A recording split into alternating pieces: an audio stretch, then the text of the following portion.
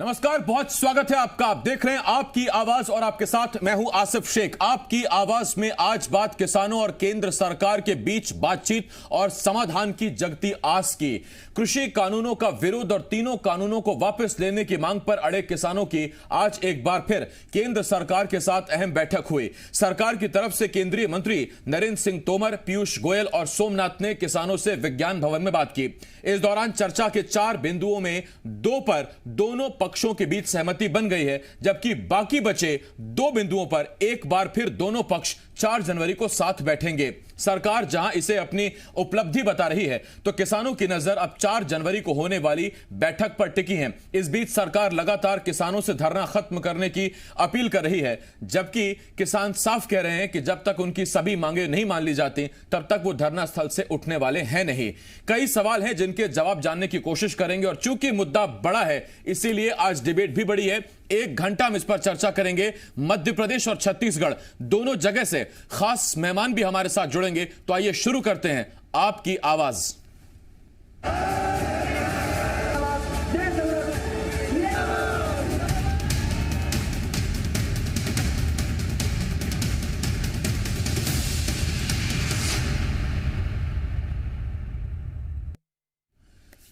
संवाद से समाधान की ओर, तो क्या ये गतिरोध, ये तकरार अब समाधान की ओर बढ़ती नजर आ रही है? कम से कम आज आई सामने तस्वीरें यही बताती हैं, यही दिखाती हैं।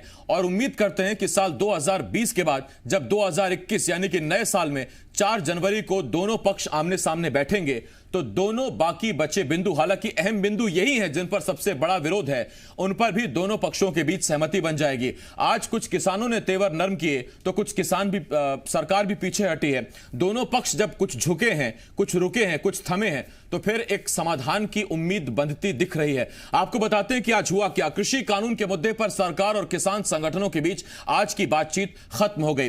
दिल्ली के विज्ञान भवन में हुई इस बैठक में 40 किसान संगठनों ने हिस्सा लिया। करीब 5 घंटे यह बैठक चली। इस बार की बातचीत में 4 प्रस्तावों में से 2 पर रजामंदी हो गई है, यानी आप यह भी कह सकते हैं कि आधी सहमति बन गई है, आधी बाकी है। एमएसपी और कानून वापसी पर 4 जनवरी को एक बार फिर बातचीत होगी। तब तक किसान अपना आंदोलन जारी रखेंगे। बैठक के बाद केंद्रीय कृषि मंत्री नरेंद्र तोमर ने बताया कि किसानों के साथ यह बैठक अच्छे माहौल में हुई। 2 मुद्दों पर किसानों के साथ सहमति बन गई है। पराली के मुद्दे पर दोनों पक्षों में रजामंदी हो गई है। बिजली सुधार के मुद्दे पर भी किसानों और सरकार के बीच सहमति बन गई है। तोमर ने बताया कि एमएसपी के मुद्दे पर सरकार की किसानों से चर्चा जारी है। सरकार एमएसपी पर किसानों को लिखित आश्वासन देने को तैयार है। मामले में 4 जनवरी को दोपहर 2 बजे किसानों के साथ अगली बैठक की जाएगी। तो सबसे पहले आपको बताते हैं कि आज हुआ क्या। देखिए, 6 दौर की बातचीत अब तक, अक्टूबर से जब ये आंदोलन शुरू हुआ था, तो उसके बाद 6 दौर की बातचीत अब तक हो चुकी है। पिछली जो बैठक हुई थी वो 8 दिसंबर को हुई थी, 21 दिन पहले, और 21 दिन बाद आज 7वें दौर की बैठक हुई है। तो 7वें दौर की बैठक विज्ञान भवन में हुई। 40 किसान संगठनों के नेता सरकार से मिलने पहुंचे थे। सरकार की तरफ से 3 मंत्री वहां पर मौजूद थे और 40 किसान संगठनों के नेता वहां पर मौजूद थे। दोनों के बीच में बातचीत हुई। करीब 5 घंटे बातचीत चली है। जब लंच का वक्त हुआ, तस्वीरें देखिए, बड़ी दिलचस्प हैं। अब तक होता यह था कि किसानों ने इन 6 दौर की बातचीत में एक भी बार सरकार की तरफ से ऑफर किया गया खाना नहीं खाया। कार सेवा का एक ट्रक, छोटा ट्रक पहुंचता था किसानों के लिए खाना लेकर, और वही लंगर का खाना किसान खाते थे। आज भी यही हुआ। 7वें दौर की बैठक में जैसे ही लंच का वक्त हुआ, तो एक छोटा ट्रक कार सेवा का वहां पर पहुंचा, लंच लेकर किसानों के लिए दाल रोटी थी उसमें, और उसके बाद किसानों ने सरकारी खाना छोड़कर अपनी दाल रोटी खाई। और इसमें सुखद तस्वीर देखने को मिली कि तीनों केंद्रीय मंत्री वो भी सरकारी खाना छोड़कर किसानों के साथ उसी लंगर की दाल रोटी खाते नजर आए। तस्वीरें आप देख रहे हैं, ये देखिए, ये वो टेबल है जहां लंगर का खाना रखा गया है, और उसी खाना खाते नजर आए पीयूष गोयल, नरेंद्र सिंह तोमर और सोमनाथ। और इस पर आपको यह भी बता दें कि जब ये तस्वीरें आई, तो उसके बाद एक उम्मीद जगने लगी कि सरकार ये दिखाने की कोशिश कर रही है, संदेश देने की कोशिश कर रही है कि सरकार किसानों से अलग नहीं, बल्कि देश के अन्नदाता के साथ सरकार खड़ी है। इसके बाद क्या हुआ? इसके बाद यह हुआ कि जब बैठक खत्म हुई, अब से कुछ देर पहले, करीब 45 मिनट पहले जब ये बैठक खत्म हुई, तो बैठक खत्म होने के बाद उसमें केंद्रीय कृषि मंत्री नरेंद्र सिंह तोमर ने बहुत अहम कहा। उन्होंने कहा कि आज बातचीत के कुल 4 एजेंडे थे। अब क्या 4 एजेंडे थे आप सुन लीजिए, बहुत अहम है ये। सबसे पहले उन्होंने कहा कि पहला एजेंडा ये था कि एनवायरनमेंट संबंधी जो कानून आने वाला है, जो बिल है, उसमें पराली और किसानों को दूर रखा जाए। दूसरा जो इलेक्ट्रिसिटी एक्ट आने वाला है, जो अभी आया नहीं है, इलेक्ट्रिसिटी एक्ट से किसानों को दूर रखा जाए और उसमें राज्य सरकारों की तरफ से सब्सिडी जारी रखी जाए। इन 2 मुद्दों पर सहमति दोनों पक्षों के बीच बन गई है। जो 2 और मुद्दे हैं जिसमें एमएसपी को कानूनी दर्जा देने, यानी कानून में एमएसपी लिखित, और इसके साथ साथ तीनों कृषि कानून वापस लेने, इन दोनों मुद्दों पर 4 जनवरी को बैठक होगी। केंद्रीय कृषि मंत्री ने बैठक से निकलने के बाद क्या कुछ कहा, ये आप खुद सुनिए।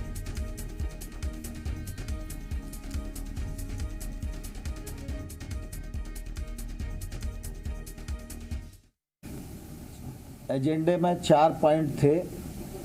4 में से 2 यानी 50% रजामंदी आज की बैठक में हो गई है और ये बहुत ही सुखद वातावरण में संपन्न हुई और इससे दोनों पक्ष में एक अच्छे प्रकार के माहौल का निर्माण हुआ।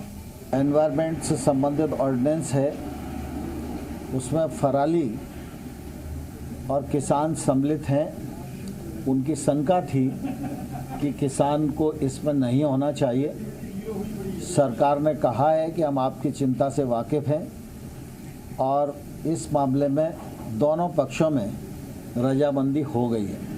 इलेक्ट्रिसिटी एक्ट जो अभी आया नहीं है,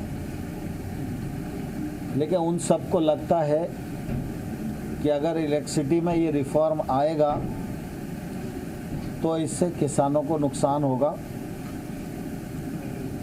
किसानों की सिंचाई के लिए जो विद्युत की सब्सिडी दी जाती है, वो राज्य जिस प्रकार से पहले से देते रहे हैं वैसी ही चलनी चाहिए, ऐसी यूनियंस की मांग थी। उस मांग पर भी यूनियन और सरकार के बीच में रजामंदी हो गई है। 3 कानून, जिनमें 2 नए कानून हैं, 1 संशोधन है, इनको रिपील करने की बात यूनियंस करती रही हैं और हम लोगों ने अपने तर्कों से उनको यह बताने की कोशिश की कि किसान की कठिनाई कहाँ है और जहाँ कठिनाई है वहाँ खुले मन से सरकार विचार करने को तैयार है कि एमएसपी जारी रहेगी। ये लिखित में सरकार देने को तैयार है। हम उस पर अभी भी दृढ़ हैं, लेकिन उन्हें ऐसा लगता है कि एमएसपी को कानूनी दर्जा मिलना चाहिए। तो कानून के विषय में और एमएसपी के विषय में चर्चा अभी पूर्ण नहीं हुई है, चर्चा जारी है और हम लोग 4 तारीख को 2 बजे फिर से इकट्ठा होंगे और इन विषयों पर चर्चा को आगे बढ़ाएंगे। 4 जनवरी को दोपहर 2 बजे एक बार फिर किसानों और सरकार के बीच बातचीत होगी। किसान नेता राकेश टिकैत ने क्या कहा है इस बैठक खत्म होने के बाद, वो भी आपको सुनवाते हैं। 4 चीजें थे, 4 में से 2 चीज हो गई है। एक तो जो पुराली वाला है, पुराली वाला वापसी ले लिया उन्होंने। दूसरा ये था कि जो बिजली वाला कानून था वो वापसी ले रहे हैं सरकार। वो जैसे पहले थी ऐसे ही रहेगा। उनसे 2 मुद्दों पर कमेटी की बात हुई है। कमेटी की बात नहीं अभी हुई। 4 तारीख में फिर मीटिंग होगी।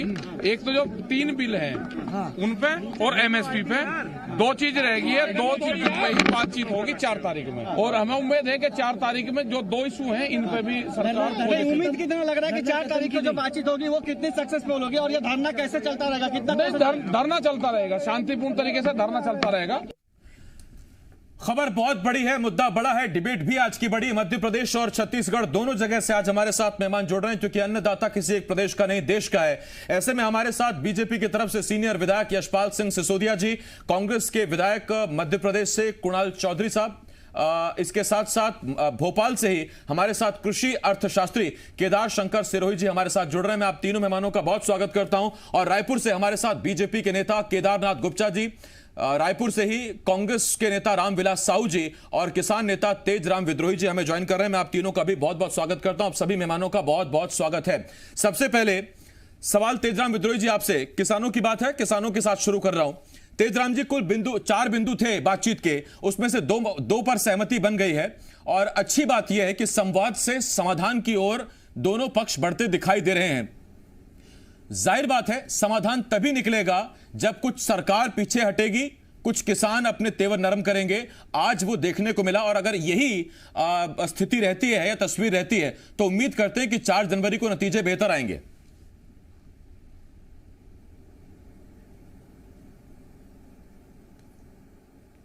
जी आसिफ जी, किसान जब 26 अक्टूबर को जो निकले थे दिल्ली की ओर, राजधानी में नेताओं से बातचीत करने के लिए, देश के जो प्रधानमंत्री हैं, कृषि मंत्री हैं, उनसे बातचीत करने के लिए जो निकले थे, वो बातचीत करने के लिए निकले थे, वो कोई आंदोलन करने नहीं निकले थे। और आज एक अच्छी बात है कि जो सरकार ने इसको बातचीत के जरिए सुलझाने की दिशा में जो प्रयास किया है और जो 2 बिंदु हैं उसके ऊपर सहमति बनी है। लेकिन जो प्रमुख जो बिंदु है जिसको लेकर के यह आंदोलन शुरू हुआ, किसानों के बीच में चिंता जो शुरू हुआ, वो महत्वपूर्ण बिंदु है ये तीनों कानूनों को वापस लेने के बारे में। और दूसरा है कि एमएसपी का गारंटी के बारे में। सरकार एक तरफ ये कह रही है कि एमएसपी जारी है, जारी रहेगी, आज भी उन्होंने यही कहा है। लेकिन सवाल यह है क्या पहले जैसा जो जारी था, जो सरकार का ही आंकड़ा है कि 6% किसानों को ही एमएसपी मिलती है, हम वैसा स्थिति में जारी रहना नहीं चाहते हैं। हम चाहते हैं कि उसका एक गारंटी मिले और वो एमएसपी की जो गारंटी है वो स्वामीनाथन आयोग के सिफारिशों के अनुरूप एमएसपी की गारंटी मिले, ये हम चाहते हैं। और जो कानूने जो है वो कानूनों का जो दुष्प्रभाव है अभी देखने को मिल रहा है। आपके अखबारों के माध्यम से देखे होंगे कि इंदौर की जो घटना है, होशंगाबाद की जो घटना है, 70 लाख रुपए का जो फसल खरीदने के बाद में व्यापारी गायब हो जाता है। तो कहीं ना कहीं जो डर किसानों को है वो अभी दिखाई देना शुरू हो गया है। इसलिए ये तीनों जो कानून है उनको रद्द किया जाए और उसके बाद न्यूनतम समर्थन मूल्य की गारंटी है उसको लागू किया जाए। इसी बात को लेकर किसान चर्चा करने के लिए सरकार के साथ राजी हुए हैं। ठीक, तेजराम जी मैं आ रहा हूं आपके पास। एक और किसान नेता, किसान अर्थशास्त्री हमारे साथ जुड़े हुए हैं, केदार शंकर सिरोही जी। केदार जी आपके पास आ रहा हूं पहले, उसके बाद फिर मैं सियासी टिप्पणियां लूंगा, इस पर सियासी प्रतिक्रिया लूंगा। केदार शंकर जी, सीधा सवाल आपसे यह है, या तो ऐसे देख लीजिए कि 4 में से 2 बिंदुओं पर सहमति बन गई, या फिर यह देख लीजिए कि 2 ऐसे बिंदु जिन पर ज्यादा तकरार थी ही नहीं उन पर सहमति बन गई और असल जो 2 बिंदु हैं दरअसल गतिरोध अब भी उसी पर बरकरार है। 4 जनवरी को नजरें उस पर रहेंगी।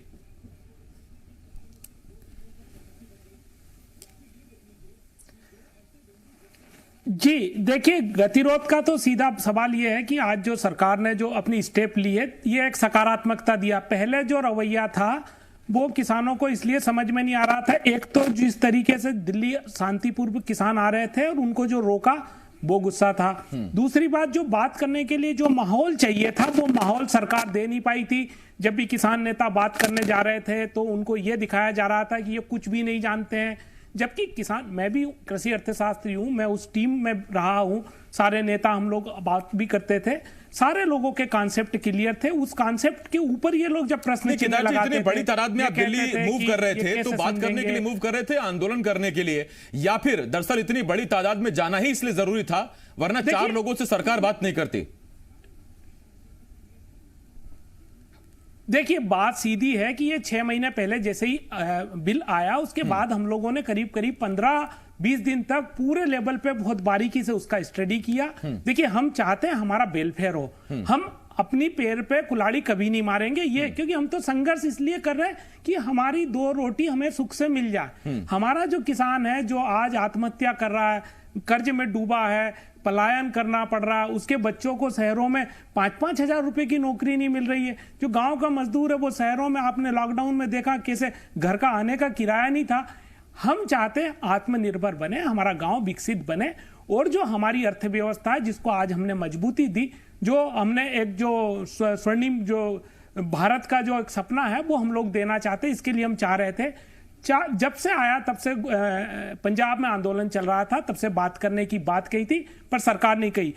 यहां पर सरकार की ये स्टेप बन रही थी, इतनी तादाद में जब आ रहे थे तो सरकार ने खुद चले जाना था और बात करनी थी, वो चीज वहां हो गई। चलिए, पास्ट जो हो गया वो निकल गया। आज जो संकेत आया, जैसे अभी मैं देख रहा था कि साथ में कृषि मंत्री जी ने और पीयूष गोयल जी ने, बाकी लोगों ने खाना खाया, इसका मतलब यह है कि आज ये भी सीरियस हो चुके हैं। इनको भी पता लग गया है कि फार्मर को पूरी समझ में आ गई है, फार्मर पीछे हटने वाला नहीं है, क्योंकि इससे फार्मर कम्युनिटी का फायदा होने वाला नहीं है। आप देखिए आज की तारीख में, मैं कृषि अर्थशास्त्र का पढ़ा हुआ हूं, प्रोडक्शन इकोनॉमिक्स को मैं बहुत अच्छे से जानता हूं, ट्रेड मार्केट को मैं अच्छे से जानता हूं, कमोडिटी एक्सचेंज हमारे यहाँ 20 साल से चल रहे हैं, मैं उनको जानता हूं, वेयरहाउसिंग रिसिप्ट फाइनेंस को मैं बहुत अच्छे से जानता हूं, हमारे किसान जानते हैं। हमने सारे तरह इनेम जैसे ट्रेड को हम लोगों ने हैंडल सारा चीज को किया है। तो टोटल मिलाकर जो हमारी जो बातें उनके सामने आई थी, वो उसमें लगा कि ये जो मंडियां पैरेलल खड़ी करके जो हमारा कंपटीशन खत्म करना जो हमने दिखाया, वो सरकार को भी लगा है कि जो मार्केट यानी कि आपकी बातें सरकार को समझ में आने लगी है। मैं केदार जी लौटता हूं इस पर आपके पास। यशपाल सिंह सिसोदिया साहब, आपके पास आ रहा हूं। यशपाल जी, देखिए जो सवाल मैंने केदार जी से पूछा, हम इस बात को सोचकर खुश हो रहे हैं और होना भी चाहिए कि कम से कम 4 बिंदुओं में से 2 पर सहमति बने, लेकिन सवाल दरअसल संदेश का है। जो एक्ट आप ला चुके हैं उस पर तो विद्रोह है ही, उस पर तो विरोध है ही। जो एक्ट अभी आया नहीं है उसके नाम पर किसान इतना भयभीत है कि सरकार को यह कहना पड़ा, चिंता मत कीजिए, इलेक्ट्रिसिटी एक्ट जो आने वाला है उसमें आपकी सिंचाई सब्सिडी पर कोई उसमें दिक्कत नहीं आने वाली है। यानी जो अभी एक्ट आया तक नहीं, किसान उस पर पहले से ही घबराया हुआ है। आज सरकार ने वो स्थिति साफ कर दी, अच्छा किया। देखिए आसिफ भाई, किसानों की घबराहट, जो अफवाहें हैं, जो राजनीतिकरण किया जा रहा है, जो राजनीतिक रोटियां सेकी जा रही है, और उसको लेकर के इतना भ्रमित और इतना गुमराह कर दिया गया है कि दिल्ली और दिल्ली के आसपास के किसान इस आंदोलन में शरीक हुए हैं। और हमने वो वीडियोस भी देखे हैं, वो चैनलों के लब्ध प्रतिष्ठित चैनलों के इंटरव्यू भी देखे हैं, जिसमें किसान अब कह रहे हैं, और किसान ने कहा, संगरूर पंजाब के बीरेंद्र सिंह का एक बड़ा इंटरव्यू, बड़ा साक्षात्कार एक बड़े चैनल में आसिफ भाई प्रस्तुत हुआ। मैंने उसको आज देखा, वो ट्विटर पे था। आसिफ भाई, सामान्य मृत्यु पर भी किसान के शव को ले जा करके ये बताया जा रहा है कि ये दिल्ली के धरने में इसकी असामयिक मृत्यु हो गई है। अफवाह इतनी तेजी से चलाई जा रही है, कतिपय राजनीतिक दल जो भारतीय जनता पार्टी से घबराए हुए हैं, वे सब मिलकर के षड्यंत्र कर रहे हैं और किसानों की जमीन हड़प ली जाएगी, किसान बुरी तरह से पिट जाएगा, मर जाएगा, एमएसपी में यह हो जाएगा। जो बिल इंट्रोड्यूस हुए हैं, 3 बिल, उन 3 बिलों को लेकर के आसिफ भाई एक बड़े जिम्मेदार जननायक, जननेता प्रधानमंत्री नरेंद्र मोदी जी ने मन की बातों में भी, और जो संवाद अभी हुए हैं आम जनता के साथ, किसानों के साथ, जब किसान सम्मान निधि को ट्रांसफर किया जा रहा था, लाखों करोड़ रुपए जब ट्रांसफर किए जा रहे थे, तब माननीय प्रधानमंत्री नरेंद्र मोदी जी ने भी और कृषि मंत्री माननीय नरेंद्र सिंह जी तोमर जी ने लगातार इस बात को स्पष्टीकरण देने की कोशिश की है कि कतिपय राजनीतिक दल इस बिल की दीर्घकालीन जो व्यवस्थाएं किसानों के हक में आने वाली है, भारतीय जनता पार्टी के नेतृत्व वाली सरकार आसिफ भाई कभी भी किसान विरोधी हो ही नहीं सकती, क्योंकि हमने हमेशा जय जवान और जय किसान का नारा दिया है, नाम दिया है। जय जवान की अगर बात करें तो अटल बिहारी वाजपेयी जी ने, और अगर जय किसान की बात करें तो आदरणीय नरेंद्र मोदी जी ने पूरी सिद्धता के साथ ताकत दी है आसिफ भाई। ठीक, मैं इस पर लौट रहा हूं यशपाल जी। ब्रेक पर जाने से पहले मैं चाहता हूं कि सबसे एक सवाल हो जाए छोटा छोटा, उसके बाद फिर मैं ब्रेक के बाद आऊंगा, विस्तार से आपसे बात करूंगा इस पर। केदारनाथ शुक्ला जी, पहले मैं आपके पास आ रहा हूं, उसके बाद फिर मैं अपने कांग्रेस के जो मेहमान है उनके पास जाता हूं। केदारनाथ शुक्ला जी, विरोधी दल किसानों को भड़काने की कोशिश कर रहे हैं और किसानों को भड़का रहे हैं, माहौल खराब करने की कोशिश कर रहे हैं। सर, 2-2.5 महीने हो गए अक्टूबर से अब तक, ये स्पेस बीच में ना रहे या ये स्कोप ही ना रहे, ये आपके हाथ में है।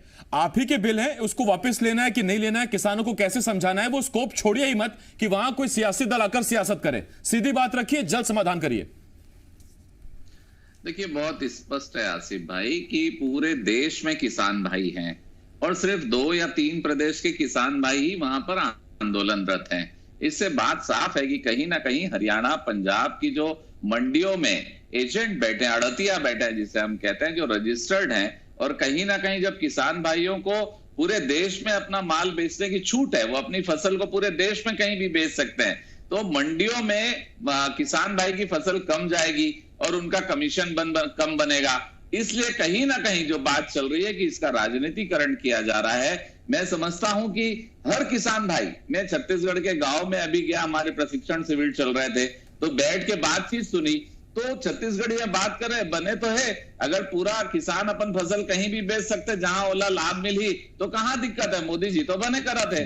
तो मेरे कहने का मतलब है कि किसान भाई बाकी प्रदेशों के खुश हैं, और इसमें कहां, सीधी बात है, आपके दर्शक भी सुन रहे होंगे तो समझ रहे होंगे, अगर किसी किसान भाई को अपनी फसल सब जगह बेचने की छूट है, जहां कोई मंडी टैक्स नहीं लगेगी, जहां किसी प्रकार का कोई व्यवधान नहीं होगा, किसान खरीदार को देख के समझ के, अपना भाव देख के समझ के, फसल को देख के समझ के बेचेगा और पैसा लेगा, और कहीं किसी प्रकार का कोई टैक्स नहीं होगा, तो इसमें दिक्कत कहां है। दूसरी बात, छत्तीसगढ़ में पिछली बार धान खरीदी में अगर कोई धान इधर से उधर ले जा रहा था तो सरकार जब्त कर रही थी कि ये गलत तरीके से धान ला रहा है, अब उस पर भी छूट है, अब किसान अपना धान कहीं भी लाए, कहीं भी ले जाए। मोदी जी ने यह नियम ला दिया किसान भाइयों के लिए, और ये कानूनी रूप से उनको ये दर्जा मिल गया कि आप कहीं ले जाके बेचो। ठीक, मैं इस पर आ रहा हूं आपके पास, गुप्ता जी आ रहा हूं मैं आपके पास, कुणाल भाई आपके पास आ रहा हूं, उसके बाद फिर मैं रामविलास साहू जी आपके पास आता हूं। कुणाल भाई, मेरा छोटा सवाल आपसे ये है, सर पहले भी किसान जहां मर्जी आए अपनी फसल बेचता था, और अगर वो बाहर किसी व्यापारी को फसल बेचता था और व्यापारी उसका भुगतान ना करे तो इस तरह की खबरें पहले भी आई हैं, लेकिन अब इस तरह की खबरों को जोड़ा जा रहा है नए कृषि कानूनों के तहत, कि नए कृषि कानून का देखिए साइड इफेक्ट देखिए कि व्यापारी अब किसानों का पैसा नहीं दे रहे हैं, जैसा शुरू में तेजराम विद्रोही साहब ने भी कहा।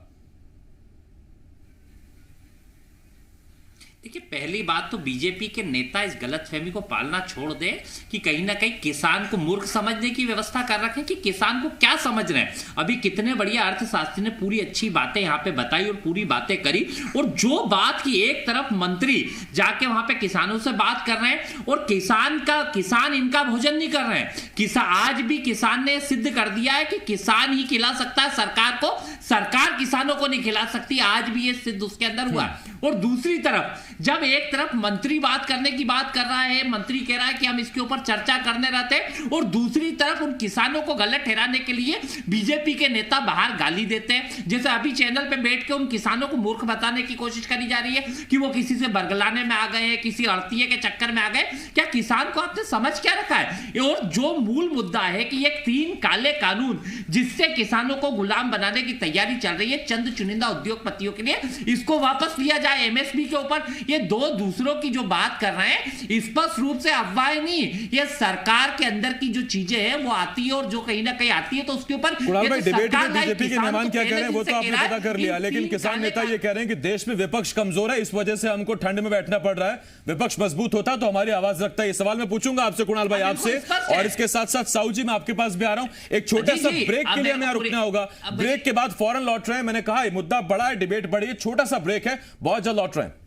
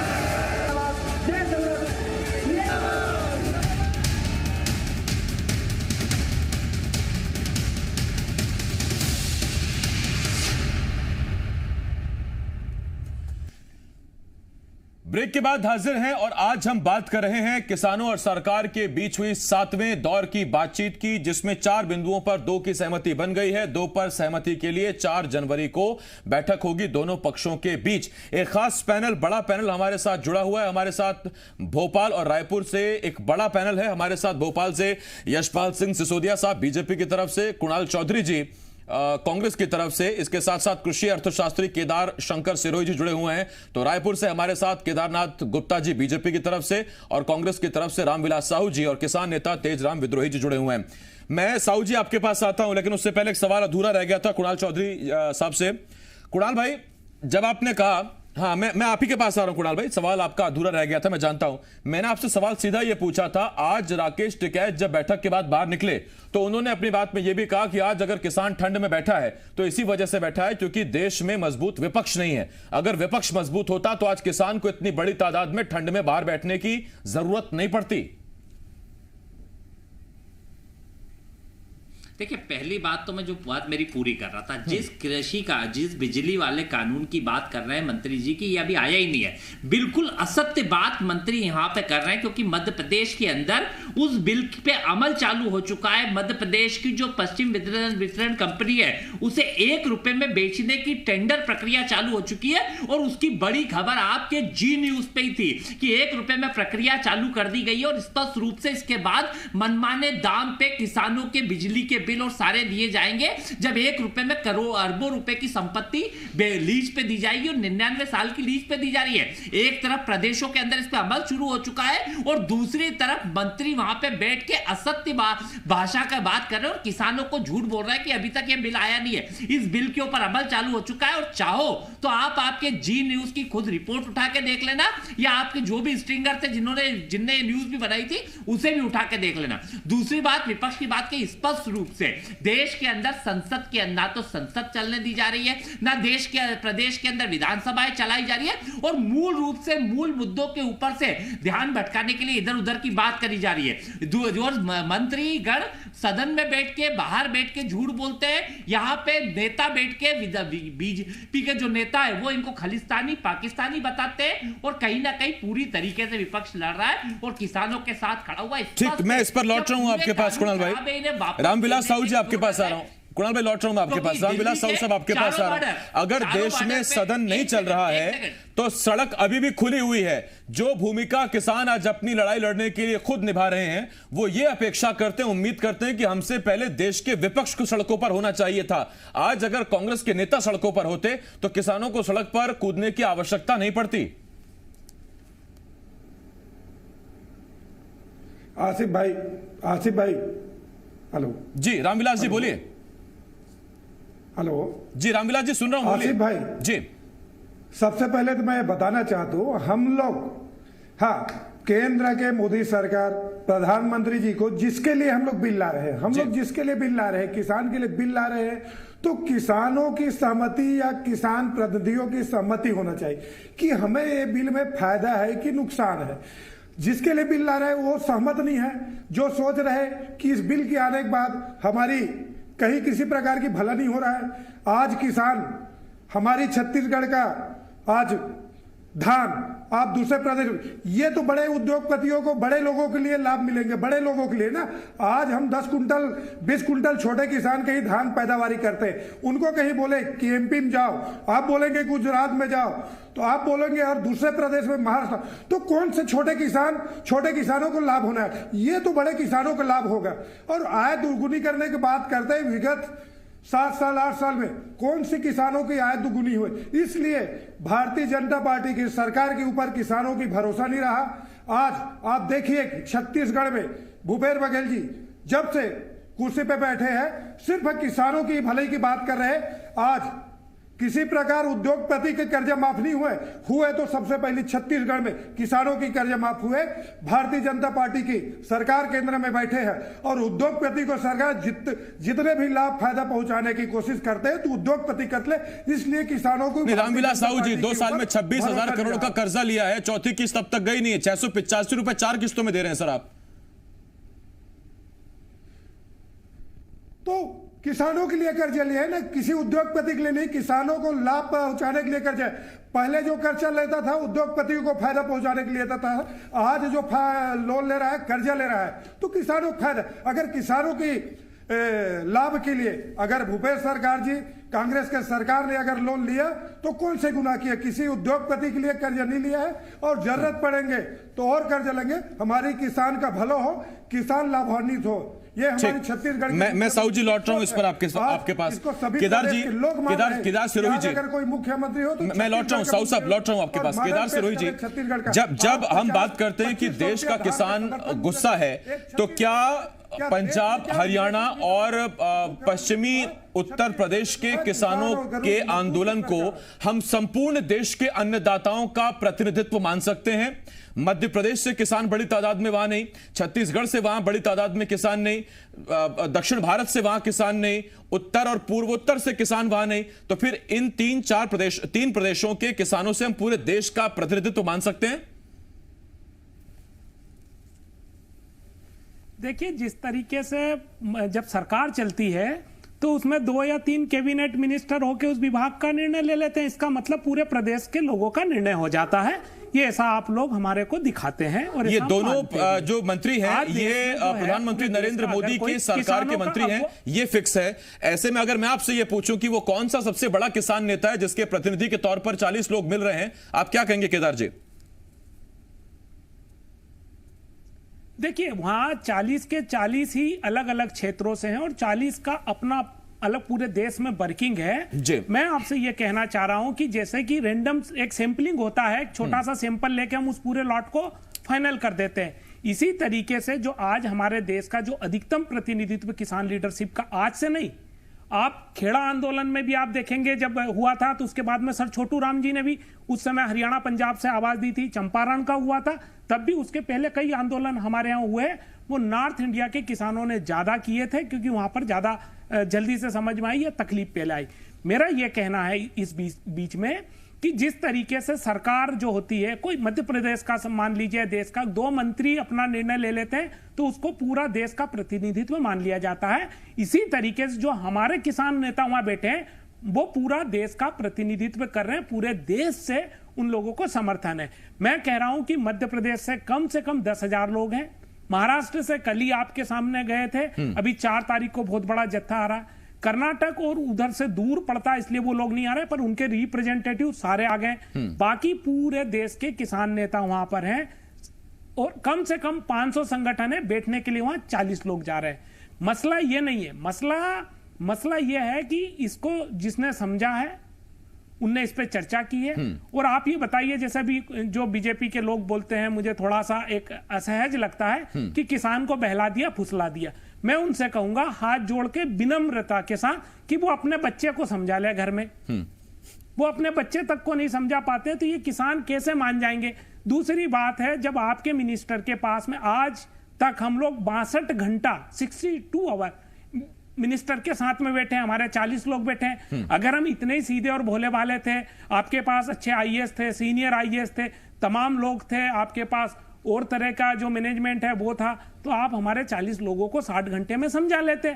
तो यह कहना कि बहला फुसला लेंगे, इस तरह का नहीं है। हम लोग समझते हैं, हमसे डिबेट करें। हम डेफस से कह रहे हैं कि आप हमसे मुद्दे पे बात करिए। ये खालिस्तानी, पाकिस्तानी, देशद्रोही, ये कुकुरमुत्ता, इस तरह की अमर्यादित भाषाएं हमसे मत करिए।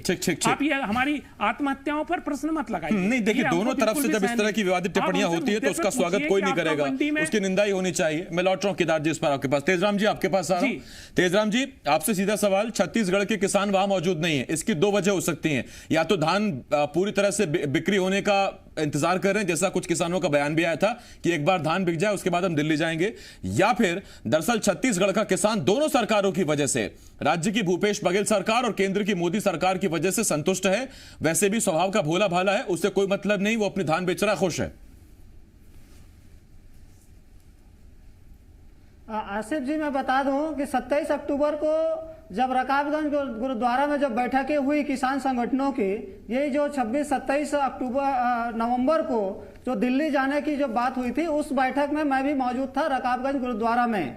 उसमें स्पष्ट रूप से यह बात हुई थी कि जो दिल्ली के आसपास के जो राज्य हैं वहाँ के किसानों की संख्या ज्यादा रहेगी वहाँ पे, और बाकी जो राज्य हैं उनके जो प्रतिनिधि हैं वो दिल्ली में आएंगे अपनी बात रखने के लिए। ये एक बात हुई थी। उसी दृष्टिकोण से मैंने पहले भी कहा था, ये किसानों का कोई आंदोलन नहीं है, ये किसान अपनी बातों को रखने के लिए जा रहे थे, जिसको आंदोलन के रूप में तब्दील करने के लिए सरकार ने ही मजबूर किया उनको उनके रास्ते पे रोक करके। एक बात है। दूसरी बात मैं ये कहना चाहूंगा कि जो ये जो जिस तरह से भाजपा के जो नेता है वो लोग कह रहे हैं कि किसान भ्रमित हैं, मैं पहले उनसे सवाल करता हूं कि क्या आपने अपने सांसदों को, जो आपकी जो पार्टी को छोड़ के जो जा रहे हैं, किसानों के पक्ष में जो खड़ा हो रहे हैं, क्या आपने उनको आश्वस्त किया था कि ये किसानों के हित में है? और दूसरी सवाल, यही सरकार ने कहा था कि जो ई नाम की जो व्यवस्था है, 4 साल पहले उन्होंने कृषि उपज मंडियों में ई नाम की व्यवस्था शुरू की थी, उसमें भी ये बात इन्होंने कहा था कि किसान अपनी फसल को कहीं पर भी ऑनलाइन के माध्यम से किसी व्यापारी को मनचाहे दाम पे बेच सकता है। सरकार को उनका, केंद्र सरकार को, भाजपा की सरकार को उनका मूल्यांकन करना चाहिए। तो उस वक्त आपने उसका विरोध क्यों नहीं किया? अब जब वो कानून बन गया, वही बात, बिल्कुल सरकार वही बात कह रही, तो अब इस बात का विरोध क्यों? नहीं, मैं वही बता रहा हूं कि जब उन्होंने योजना जो लागू की इनाम की वजह से, तो ये सरकार बता देना कि कितने किसानों को इनाम योजना के तहत उनकी उपज का सही लाभकारी मूल्य दिलाया है या एमएसपी से ऊपर मूल्य दिलाया है। पहला उनको मूल्यांकन करना चाहिए। दूसरी जो बात है, इन्होंने जीएसटी लगाया, जीएसटी का जो सबसे जो मार है वो किसानों को, उनकी उपज का जो लागत मूल्य है वो बढ़ गया, खाद बीज दवाई के दाम बढ़ गए, इसको फायदा किसको हुआ? बड़े बड़े कॉर्पोरेट घरानों। ठीक है, मैं इस पर आता हूं आपके पास, तेजराम जी आता हूं आपके पास, लागू की उन्होंने। गुप्ता जी आपके पास आ रहा हूं।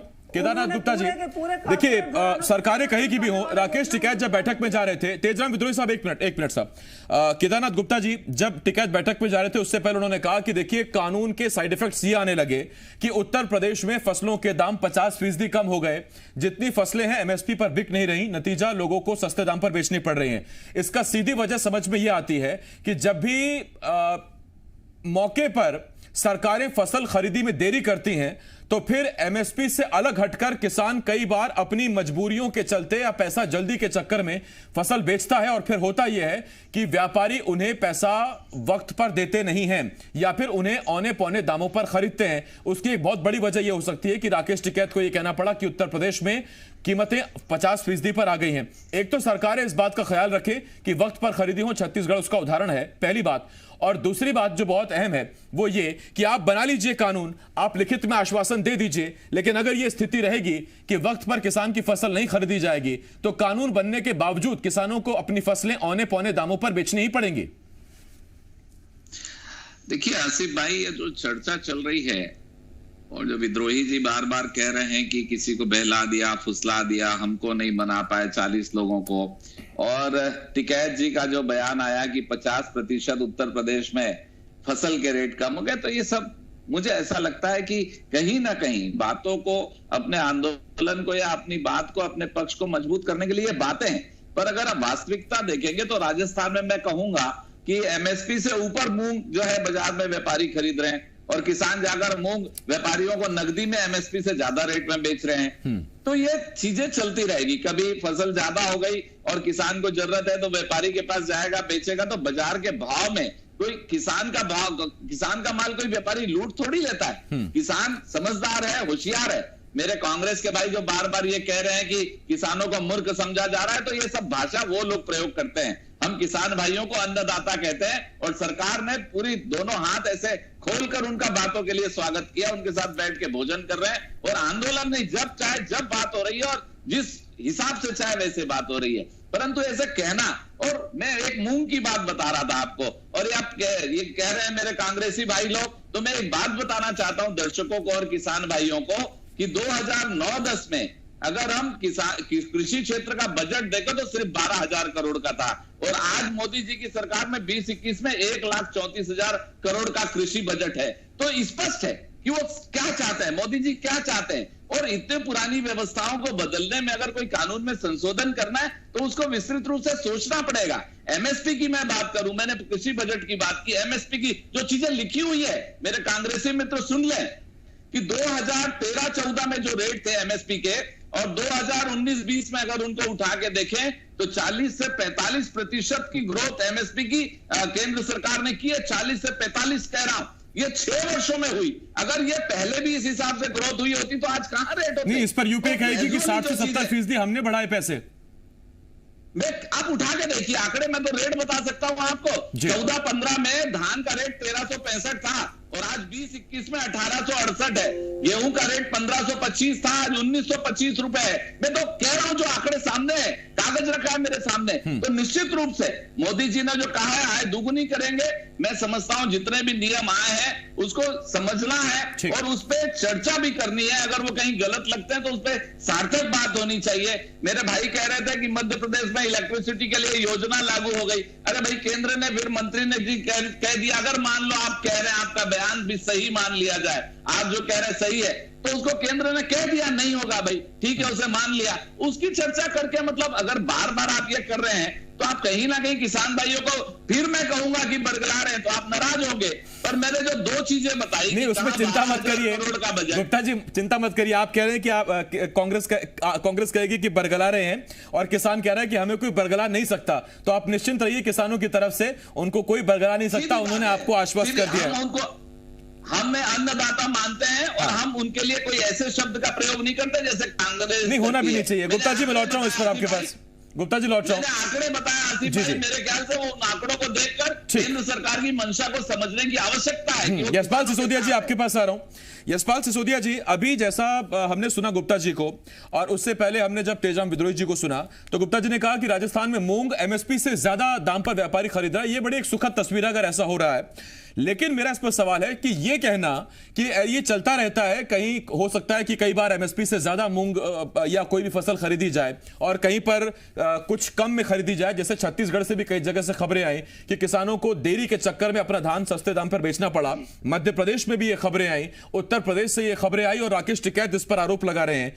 इसीलिए तो एमएसपी जरूरी है कि सर अगर दाम एमएसपी से ज्यादा मिले किसान को तो उसका सब स्वागत कर रहे हैं, लेकिन एमएसपी इसीलिए बनाया गया कि उससे नीचे नहीं मिलना चाहिए और उसी एमएसपी पर आपसे लिखित गारंटी चाह रहे हैं, कानून में लिखित चाह रहे हैं किसान, और उसी पर अभी भी गतिरोध जारी है। 4 जनवरी को इस पर बैठक होगी, वो अलग बात है।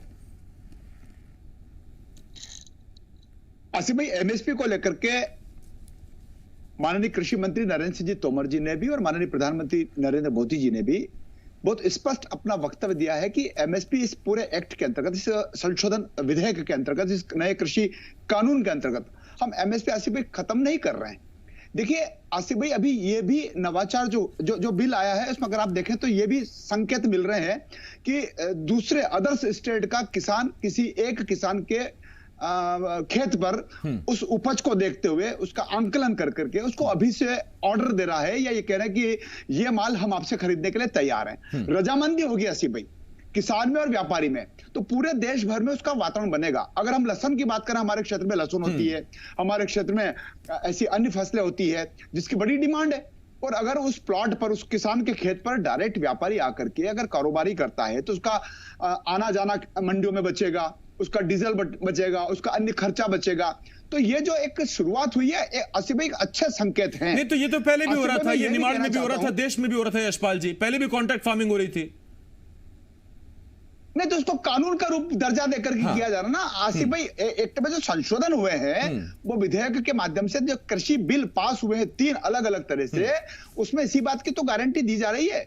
और आसिफ भाई, अगर आपको मैं बताना चाहता हूं कि अभी टिकैत जी ने जो बात कही, और टिकैत जी के बात का प्रश्न आपने कुणाल जी से पूछा, लेकिन कुणाल जी इधर उधर की बात करते रहे, टिकैत जी के बयान के बारे में उन्होंने वक्तव्य में कोई बात नहीं बताई। मैं इतना जरूर कहना चाहता हूं आसिफ भाई कि मैंने मोदी जी को सुना अभी 4 दिन पहले, देश भर के किसानों को संबोधित किया उन्होंने किसान सम्मान निधि को लेकर के। आसिफ भाई, मुझे भी सुनकर के आश्चर्य हुआ। ये कांग्रेस जिस बंगाल की मुख्यमंत्री ममता बनर्जी के आगे पीछे घूमती है और ममता बनर्जी जिन कांग्रेस के साथ आगे पीछे घूमती है, मुझे मोदी जी की बात पर आश्चर्य लगा। 70 लाख किसानों को आसिफ भाई, पश्चिम बंगाल के 70 लाख किसानों को किसान सम्मान निधि मिलती नहीं है। क्योंकि वहां की सरकार किसानों का शोषण करना चाहती है। और वही ममता बनर्जी पंजाब में जाकर के इस किसान बिल को लेकर के कांग्रेस के साथ समर्थन में हड़ताल में बैठती, धरने पर बैठती है। मैं कांग्रेस के लोगों से पूछना चाहता हूं कि बंगाल में आप आंदोलन क्यों नहीं कर रहे हैं? वहां पर किसान सम्मान निधि 70 लाख किसानों की क्यों अटकी पड़ी है? और कमलनाथ जी की सरकार के समय भी जो किसान सम्मान निधि की राशि का जो एक आंकलन जाना था, जो सूचियां जाना थी, 16 महीने में कमलनाथ जी की सरकार ने किसानों का शोषण किया और प्रधानमंत्री सम्मान निधि जो मिलना चाहिए थी आसिफ भाई नहीं मिली। और कोरोना के इस काल में आसिफ भाई, मैं अपनी बात रखना चाहता हूं, 6,000 रुपए जब वार्षिक किसानों का सम्मान निधि मोदी जी दे रहे हैं, शिवराज सिंह जी चौहान ने इस कोरोना काल में 4,000 रुपए की अतिरिक्त राशि देकर के उसे 10,000 कर दिया, 10,000 रुपए की राशि दिए जाने का प्रावधान किया। मैं लौट रहा हूं इस पर यशपाल सिसोदिया जी। साहू जी आपके पास आ रहा हूं, उसके बाद फिर मैं कुणाल भाई आपके पास आता हूं। साहू जी, मेरा सवाल आपसे ये है कि जब ये खबरें सामने आने लगती हैं कि किसान औने पौने दाम पर अपनी फसल बेच रहा है, तो फिर उसमें सीधी बात ये उठती है कि जब निराई बुआई कटाई सब कुछ हो गया तो उसके बाद किसान चाहता है आप फसल खरीदिए, फिर आप हवाला ये देते हैं कि हमारे पास बारदाना नहीं, हमारे पास ये नहीं, 1 दिसंबर से खरीदी करेंगे। किसान नवंबर से अपनी फसल काटकर तैयार रखे हुए है, रोज चिंतित है कि अगर बारिश हो गई तो कहां रखेगा वो अपना धान?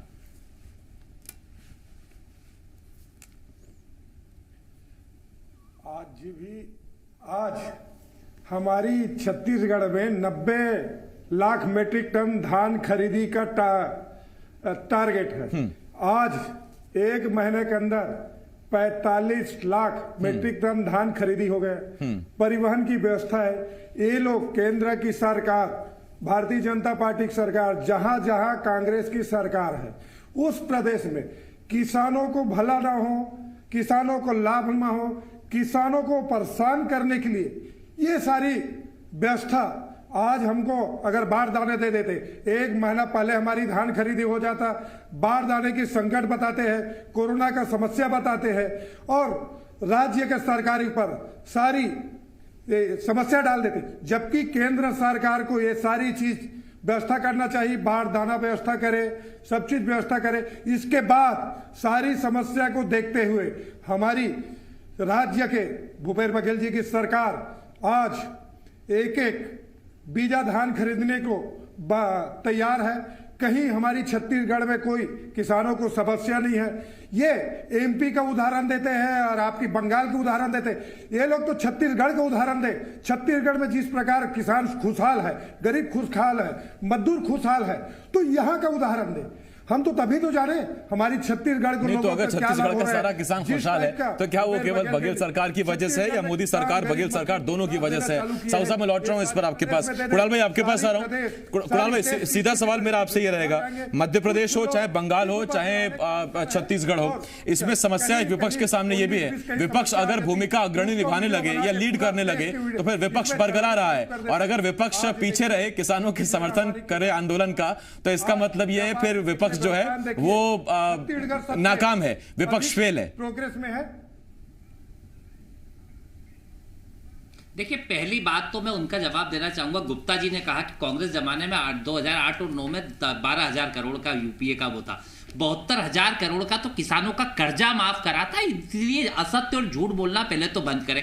दूसरी बात, यहाँ पे हमारे ये बैठे हैं मध्य प्रदेश के विधायक जी, इनने अभी कृषि कानून के बड़े बड़े बताए। मैं सीहोर जिले का शिवराज जी की विधानसभा का ये पेपर आज का बता रहा हूँ, 30 तारीख का। 1 मिनट रुकिए, शांति रखो, शांति रखो साहू जी, शांति रखो। बहुत सुनिए अभी आपकी मैंने उठक बैठक। साहू जी तो आपकी पार्टी के, वो तो गुप्ता जी हैं बीजेपी वाले। कुणाल भाई को बात बोलिए। ये नहीं, हाँ, गुप्ता जी शांति रखो। हाँ, बोलिए। ये सीहोर जिले का शिवराज जी की विधानसभा का आज का पेपर है। आज का पेपर है कि यहाँ पे फर्जी फर्म बना के खाते गांव के व्यापारी ने किसानों से करोड़ों रुपए का खरीद लिया, और जब वो किसानों ने बिल लगाया तो वहां पे जाके ना तो कोई फर्म मिली उस नाम की, ना उस नाम का। ये आज का पेपर है, चाहो तो दैनिक भास्कर में आज का 30 तारीख का पेपर, और शिवराज जी की विधानसभा की बात है। दूसरी बात, हमारे विधायक जी अभी कह रहे थे किसान सम्मान निधि की। अरे मध्य प्रदेश में सिर्फ 5 लाख रुपए बांटे हैं आपने, पूरे किसानों को नहीं मिला है, आप चाहो जिस विधानसभा में, मैं आपको भी कहता हूं, जी न्यूज को भी कहता हूं और इनको भी कहता हूं कि कहीं और छोड़ो,